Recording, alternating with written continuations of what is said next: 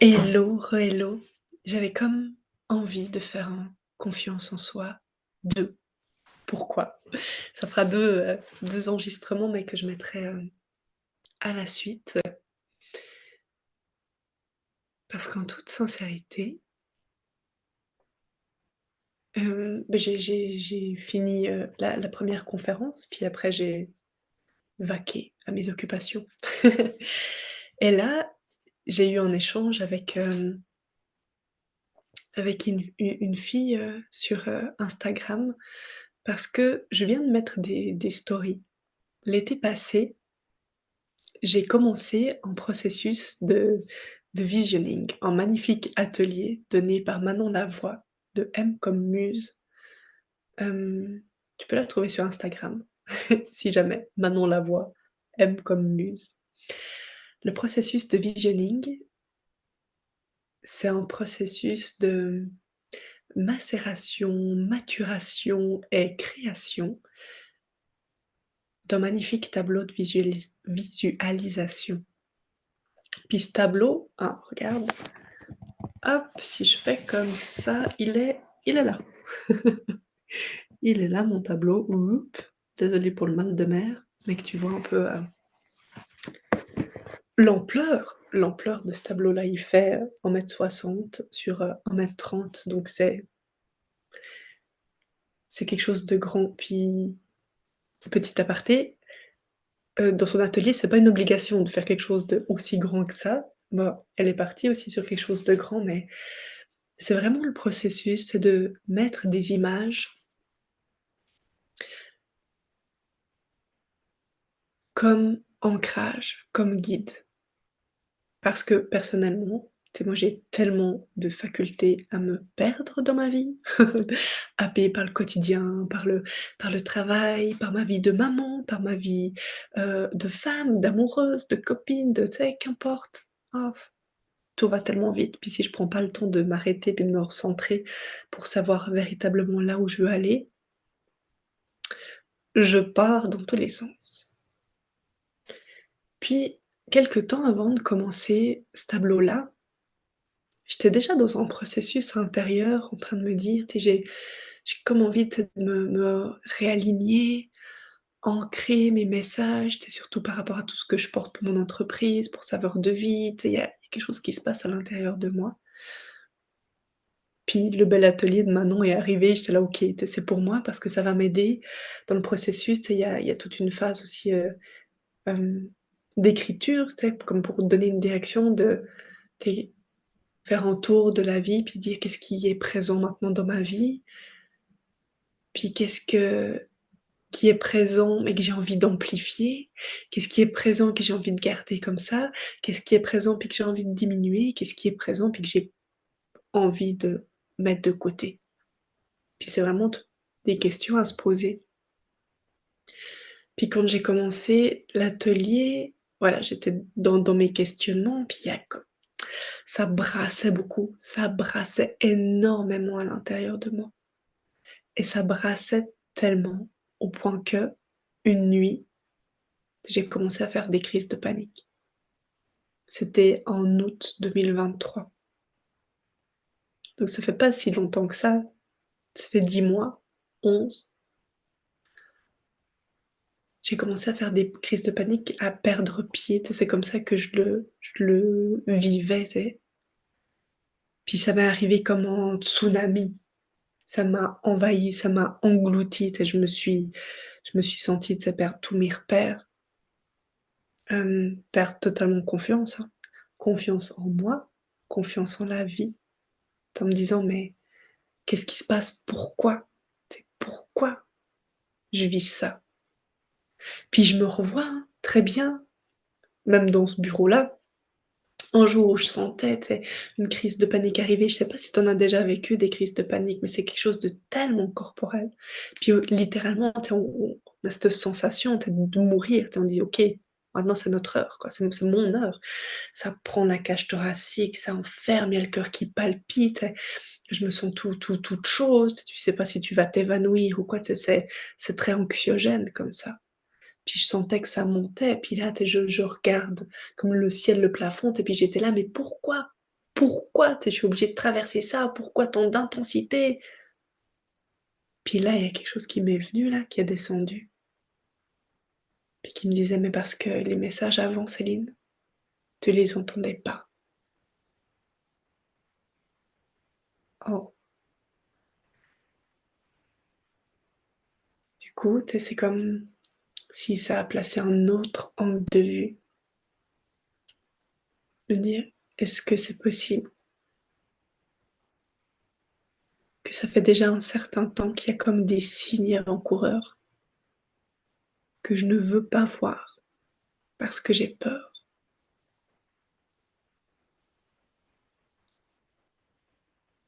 Est-ce qu'il y a des signes, tu sais, que je mets sous le tapis comme si de rien n'était, en espérant que, tu sais, ça va passer?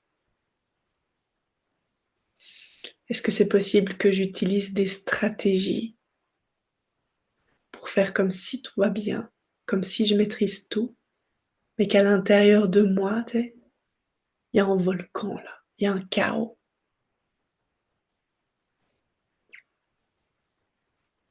Puis à bien y réfléchir, tu sais, je me suis dit: «Oh oui».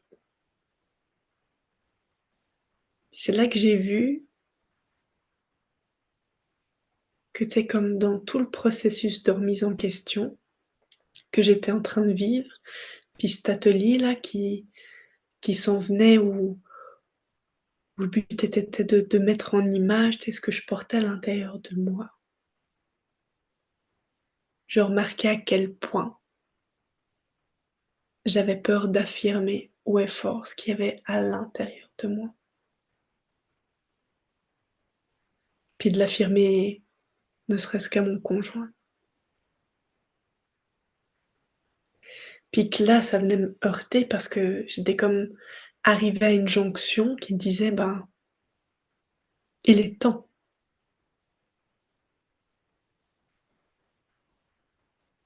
Mais que les peurs étaient tellement intenses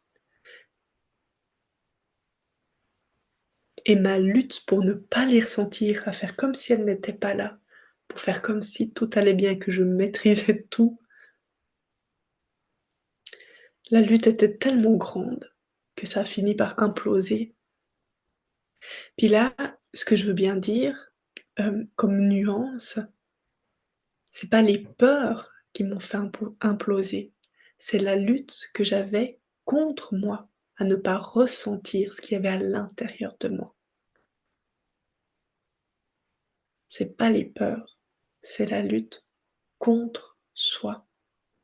C'est pas les croyances, c'est la lutte contre soi. C'est pas ce que je ressens, c'est la lutte contre ce que je ressens.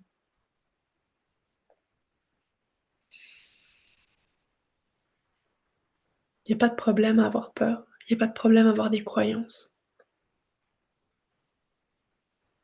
C'est la lutte qui cristallise, puis qui est drainante.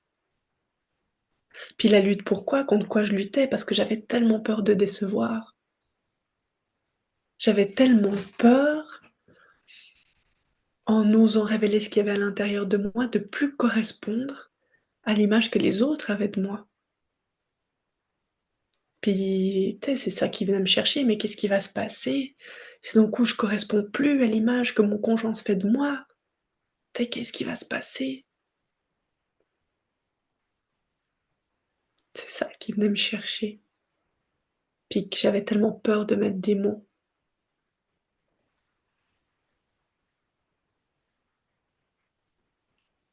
parce que, parce que j'étais encore dans des schémas qui étaient là pour plaire, pour montrer que j'étais capable. Puis ça, je trouve tellement important de revenir avec quelque chose comme ça aussi, qui en enlève rien du tout à tout ce que j'ai dit avant, c'est sur la confiance. Mais on est humain et on expérimente. Puis moi,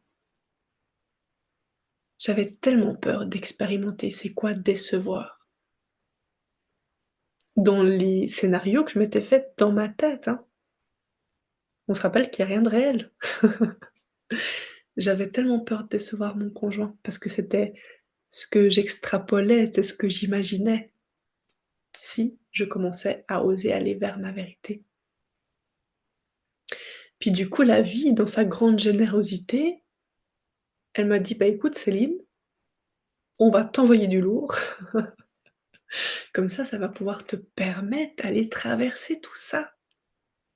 Parce que la vie, il y a une intelligence, tu sais, dans la vie. La vie te donne pas ce que tu veux nécessairement, elle te donne ce dont tu as besoin pour grandir. Mmh. Et ce dont on a besoin parfois, on lutte. On lutte contre, parce que ça vient réveiller des croyances, parce que ça vient réveiller des souffrances. Mais la vie, c'est la somme d'expériences pour aller traverser tout ça, pour enlever des couches, on se rappelle, tu sais? Enlever des couches et aller retoucher à cette valeur, à cette confiance-là innée qu'on a à l'intérieur de nous. Puis ça a été challengeant, hein, ça a été tellement challengeant ces crises d'angoisse, ça a duré quelques mois, tu sais? Je me suis fait directement accompagner. J'étais là: «OK, je peux pas me laisser comme ça, naviguer, perdre pied là». Non, non, non, puis j'avais tellement peur aussi, mais c'est ce dont j'avais besoin pour oser. Puis je remarque, avec le recul, que souvent les plus grands changements, les plus grandes décisions, les fois où j'ai osé le plus m'affirmer, il m'a fallu de l'intensité pour oser. Et je me dis qu'à force, peut-être, de moins en moins l'intensité sera grande, mais tu sais, c'est comme ça, c'est OK. Puis que j'ai choisi de m'accompagner dans cette intensité-là. Puis je dis pas que c'était tout le temps facile, pas du tout, parce que tant que je luttais, ça a été tellement challengeant, mais quand j'ai arrêté de lutter, puis que j'ai tendu l'oreille à réellement ce qui se passait à l'intérieur de moi, puis mettre des mots, puis oser le partager et de me montrer en toute vulnérabilité à l'autre, il y a quelque chose qui a commencé à se passer. Il y a quelque chose en moi qui s'est transformé. Et la confiance, c'est aussi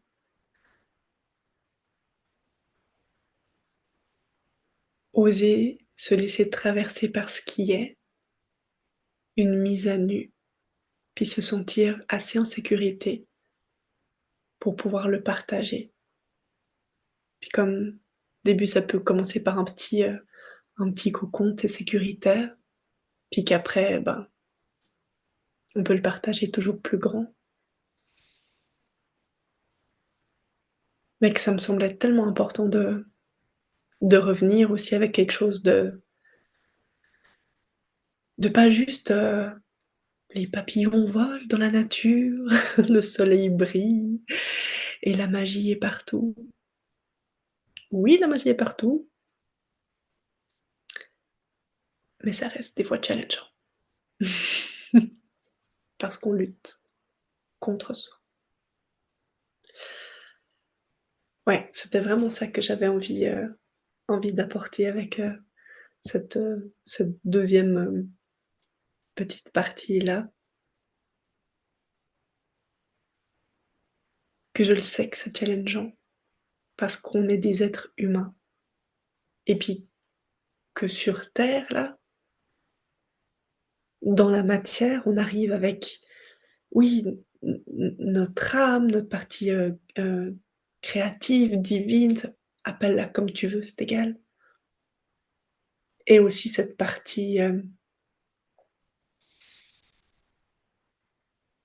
de croyance, de peur mentale, de forme pensée, qui est notre ego, et puis que c'est une danse entre les 2 pour revenir à soi, et que plus on expérimente, plus on danse, plus on remarque dans le fin fond, c'est un jeu,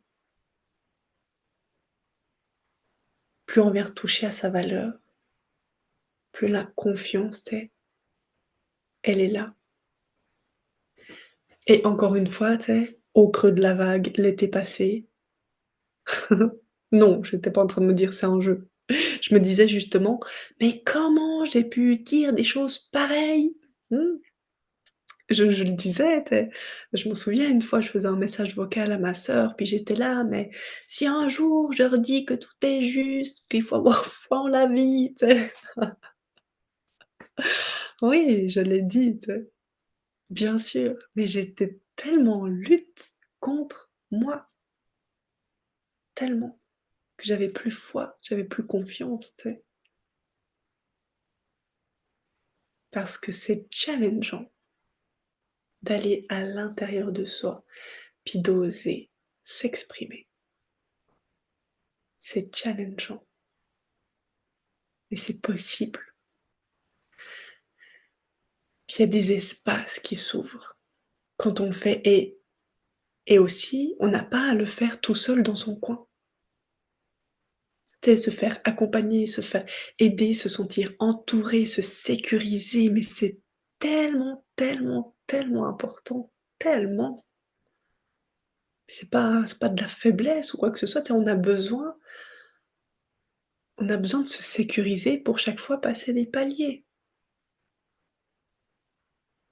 Ben ouais, tu sais, est-ce qu'on peut s'apporter un peu de douceur, tu sais?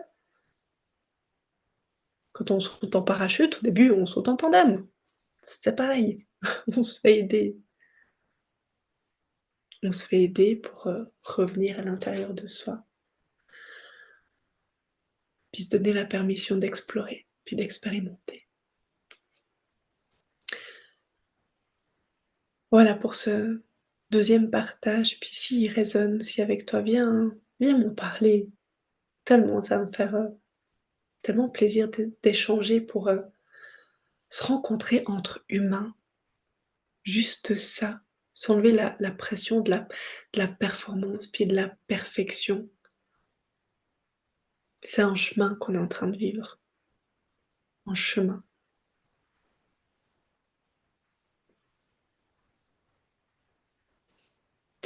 Alors, avec tellement d'amour. À tout bientôt.